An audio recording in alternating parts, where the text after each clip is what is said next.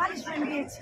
কারণ হচ্ছে আমি গতবার কথা দিয়ে আসতে পারিনি, পরে জানতে পারলাম তোমার কাছে যে রাজীবের কাছে মানে আমার অ্যাওয়ার্ড দেওয়া হয়েছিল, সব কিন্তু আমি কিছুই পাইনি, আমি এগুলো জানি সত্য কথা যেটা।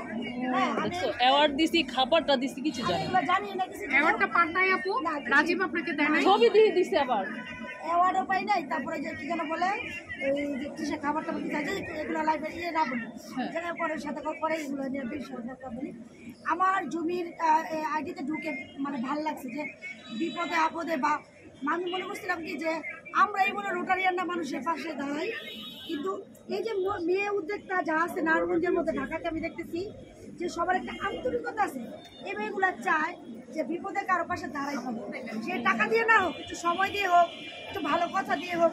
এই জন্য আমার ভালো লাগছে, নিজে থেকে আমি নক করছি যে আপু তোমাদের পিঠা উৎসব কবে, আমি আসবো। আমি নিজে থেকে তারিখ জানছি, সময় জানছি। আমার মেয়ের কিন্তু পরীক্ষা চলতেছে, আসলে ফাইনাল পরীক্ষা, ঘর থেকে বের হওয়ার সময় নাই, কিন্তু আমি নিজে থেকেই চলে আসছি।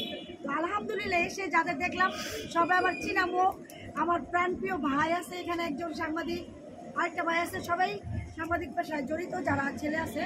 আর মেয়েদের কি বলবো, ওই আপুর কথা, আপুর নামটা যেন কি, উদ্যোক্তা নামটা যেন মনে নাই, আসলে অনেকের সাথে পরিচয় হয়তো মনে রাখতে পারি না, জন্য সরি। আমি আপু খুবই ভালো মানুষ। আপুর পার্লারে আমার কিছু লোক মানে গায়ে হলুদে সাজতে আসছিল, অনেক সুন্দর করে আপু সাজায়। আপনারা সবাই আসবেন। আপু আপনার ঠিকানাটা ইসের গলাচিপা রূপার বাড়ির সামনে, গলাচিপা রূপার বাড়ির সামনে আপনারা মানে সুন্দর সুন্দর আপুর হাতের কাজ। আসলে কি মেয়েরা এইভাবে যদি আস্তে আস্তে ছোট ছোট করে এগিয়ে যায়, তো এইভাবে আমাদের সমাজে মেয়েদের ঘরে যে আটকে রাখা যে ঘরমুখী, এটা হবে না। কারণ মেয়েদের উচিত কাজ করা।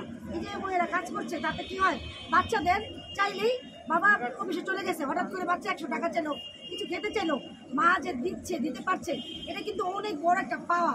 তো আমি চাই মেয়েরা এগিয়ে যাক। আর আমি আপনারা জানেন আমার সংগঠনের মাধ্যমে যারা ছোট ছোট উদ্যোক্তা আছে, সর্বনিম্ন 10,000 টাকা আমি দিই, সে জামা কাপড় কিনে বিক্রি করুক বা কসমেটিক কিনে হোক, আপনারা সবাই জানেন। তো আপনারা সবাই আমার জন্য দোয়া করবেন, আমি যেন এইভাবে মৃত্যুর আগ পর্যন্ত সবার পাশে থাকতে পারি। আর বোনদের জন্য দোয়া করবেন, এই বোনরা যেন অনেক দূরে এগিয়ে যায়, সবাই যেন 25 সালটা যেন ইনশাল্লাহ সবার জন্য ভালো কিছু সবার জন্য।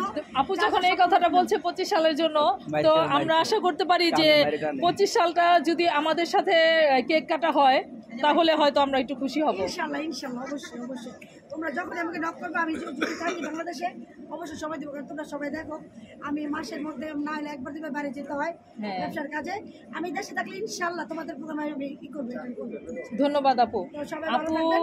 এবং অনেক মজার পিঠা কিন্তু আমার ভাই ভিডিওতে একটু পিঠাগুলো দেখাও, অনেক সুস্বাদু। আমার সবচাইতে ওই যে একটা গুল পিঠা, এটার নাম কি আমি জানি না, অনেক মজা লেগেছে এবং পুলি পিঠাটা মজা লাগছে। সব এবং আমি অনেককে খাইয়েছিলাম ওই যে আপনার নারিকেলের পুডিংটা, কিন্তু আমি মনে করছি যে আমারটাই মনে মজা হয় না, আজকে দেখলাম না তোমারটা অনেক মজা হয়েছে। আলহামদুলিল্লাহ সবকিছুই মজা, আলহামদুলিল্লাহ সুস্বাদু। এবং ছিল না যে আছে না মশলার কোনো গন্ধ থাকে, এগুলো নাই, অনেক মজা। আলহামদুলিল্লাহ এমন সুন্দর একটা অনুষ্ঠানে আসতে পেরে আমি গর্ববোধ করতেছি। তো সবাই ভালো থাকবেন, সবাইকে ভালো রাখবেন। আল্লাহ হাফেজ, ধন্যবাদ।